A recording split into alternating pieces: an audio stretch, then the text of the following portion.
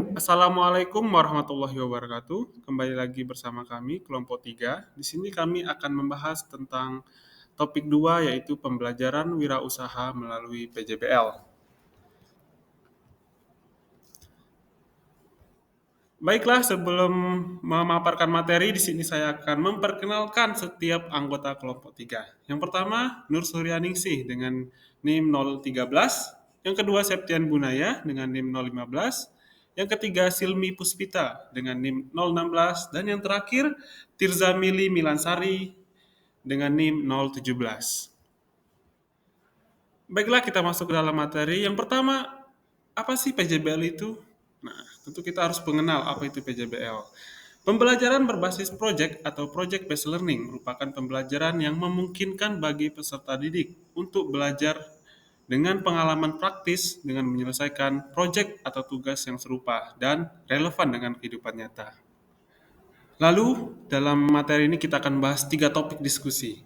Yang pertama, bagaimana meningkatkan minat berwirausaha dengan menggunakan metode project based learning terkait pembelajaran wirausaha pada peserta didik di kelas. Yang kedua, bagaimana menerapkan metode project based learning pada pembelajaran wirausaha. Dan yang ketiga, jelaskan manfaat penggunaan metode project based learning jika diterapkan pada pembelajaran wirausaha. Selanjutnya kita akan membahas bagaimana meningkatkan minat berwirausaha dengan menggunakan metode project based learning terkait pembelajaran wirausaha pada peserta didik di kelas. Cara meningkatkan minatnya bagaimana? Yang pertama, bisa memberikan motivasi biar peserta didik semangat untuk mengikuti pembelajaran terutama project based learning. Yang kedua, membentuk lingkungan belajar yang nyaman. Ketiga, pemilihan project yang relevan. Yang ketiga, mendorong peserta didik lebih aktif untuk mengikuti pembelajaran di kelas, mengikuti project based learning. Yang kelima, mengarahkan saat siswa merasa bingung, jadi dia ada pendamping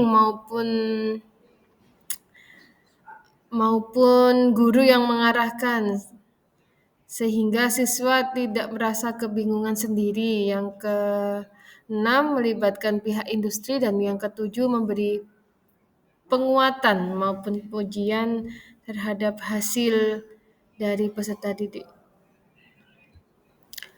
Hal tersebut juga didukung oleh beberapa gagasan para ahli, yaitu dengan pendapat Slameto bahwa untuk mengembangkan minat pada peserta didik dapat dilakukan dengan memberi pemahaman dan sudut pandang kepada peserta didik bagaimana pengetahuan tersebut dapat mempengaruhi dirinya, melayani tujuannya, serta memuaskan kebutuhannya. Di samping itu juga ada pendapat Mustafa bahwa minat berwirausaha tidak datang begitu saja, namun muncul setelah adanya rangsangan sehingga minat tersebut dapat dipupuk atau dikembangkan. Selanjutnya saya akan melanjutkan presentasi dari Mbak Silmi mengenai bagaimana menerapkan metode project based learning pada pembelajaran wirausaha.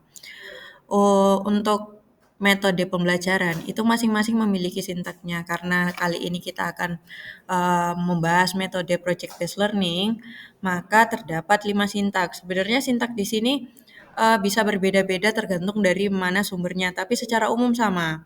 Nah, saya di sini, saya dan kelompok saya mengambil teori dari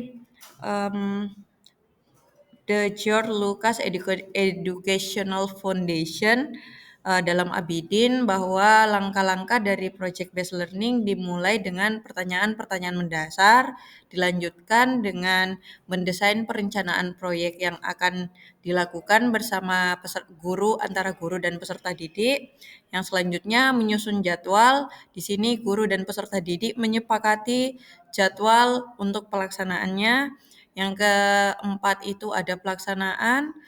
Di sini adalah proses di mana produk itu dibuat, lalu tahap terakhir ini menguji hasil. Di sini juga akan dilakukan presentasi serta refleksi dan evaluasi. Tadi seperti yang saya katakan bahwa saya dan kelompok saya ini mengambil dari langkah-langkah dari The George Lucas Educational Foundation dalam Abidin bahwa langkah-langkah project based learning itu diantaranya adalah pertanyaan dimulai dengan pertanyaan mendasar, dilanjutkan dengan merencanakan proyek bersama-sama oleh guru dan peserta didik. Yang ketiga, menyusun jadwal aktivitas proyek bersama-sama oleh guru dan peserta didik. Yang keempat, melakukan pelaksanaan oleh peserta didik dan monitoring oleh guru serta menguji hasil. Adapun contoh perencanaan project based learning itu contohnya misal kita membuat tema project membangun usaha produk atau layanan jasa sesuai dengan kompetensi teknik konstruksi dan perumahan. Untuk pesertanya itu peserta didik kelas 11 TKP SMK Negeri 2 Surabaya. Dilanjutkan di sini ada beberapa tahapan-tahapannya serta langkah-langkahnya ya teman-teman. Sama seperti yang di awal, ini melanjutkan dari langkah-langkah contoh perencanaan pelaksanaan project based learning. Baiklah, saya akan melanjutkan presentasi, yaitu nomor 3, jelaskan manfaat penggunaan metode project based learning jika diterapkan pada pembelajaran kewirausahaan. Mengapa PJBL disarankan untuk digunakan pada pembelajaran kewirausahaan? Karena yang pertama yaitu kontekstual dan praktis. Kemudian yang kedua yaitu untuk melatih pengembangan keterampilan bekerja dalam bentuk tim pada peserta didik. Yang ketiga yaitu problem solving. Keempat, pengamatan langsung. Dan yang terakhir yaitu pembelajaran mandiri dan inisiatif. Untuk gagasan yang mendukung, yang pertama yaitu dari Widya Stuti pada tahun 2023, bahwa pembelajaran project based learning atau PJBL dapat membuat peserta didik lebih paham terhadap materi yang diberikan oleh guru. Hal ini karena peserta didik belajar dalam teknik belajar yang inovatif, tidak hanya mendengarkan, melihat, atau memahami materi, tetapi juga peserta didik dapat mencoba dan mempraktikannya secara langsung.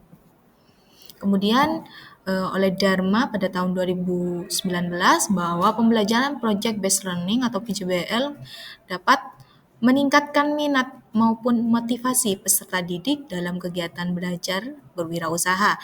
Hal ini karena peserta didik tidak hanya diajak untuk menyelesaikan masalah, namun juga mereka akan belajar mengenai dunia usaha yang sebenarnya, sehingga peserta didik akan belajar, bekerja, mengelola, dan mencari ide. Baiklah, berikut ini adalah sumber belajar yang menjadi acuan dari presentasi dari kelompok kami. Kemudian, sekian presentasi dari kelompok kami. Apabila ada kesalahan maupun kata yang kurang berkenan, mohon dimaafkan. Sekian, terima kasih. Wassalamualaikum warahmatullahi wabarakatuh.